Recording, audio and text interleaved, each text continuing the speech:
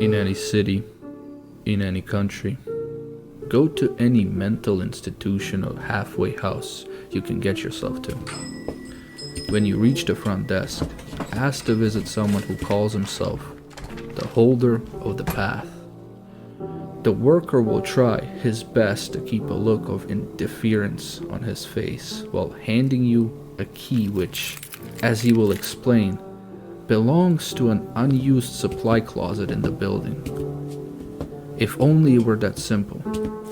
Upon locating and unlocking the correct door, you will find a narrow, winding road suspended in an endless void, only occasionally disrupted by the massive outlines of things best left undescribed.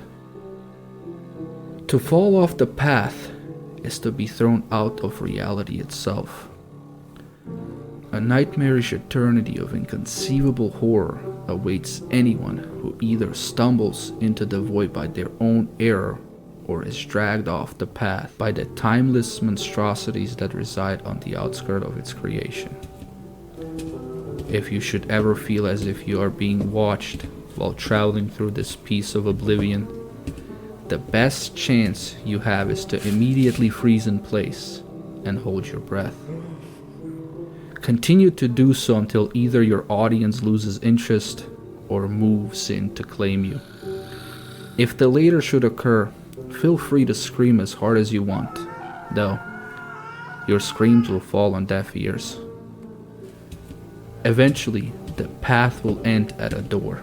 Upon opening it, you will find a small, dirt-caked room. Propped up against the far wall will be a heavily emaciated corpse.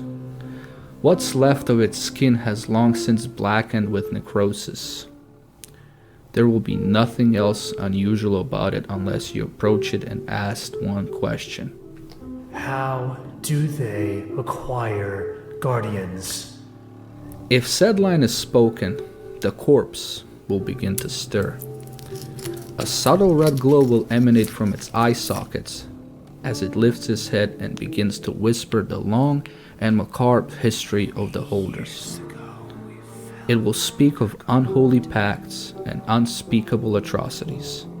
Within time, its tale will touch upon every form of evil known to man or God, and then a few more. Furthermore, if given the title of any holder, it will reveal its history and the meaning of the object that it protects. Well, almost any holder. You see, it will never go into detail about itself. This is because the ghoul hopes that the visitor will not question why it seems to be lacking an object. Truth be told, its object was somehow sealed inside its skull, and the ominous glow from within its eye sockets is actually the shining light of the object trapped inside. That is Object 7 of 538. Its holder will do anything to keep you away from it.